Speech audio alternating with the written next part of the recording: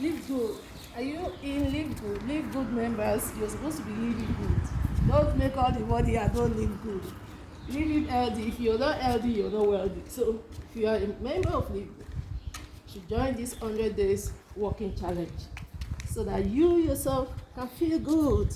We are not just, the name is just not Live Good. We want our members to live good. The name is not just Live Good.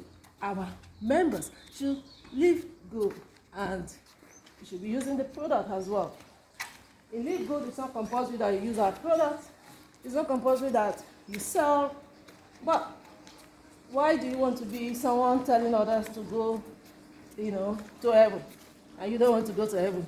So you want to tell others about the amazing products we have in Live Good, and they are using it, but you're just making the money. So guys, join the 100 days challenge. This is day 2. Day 2, we are going for 100 days. 100 days.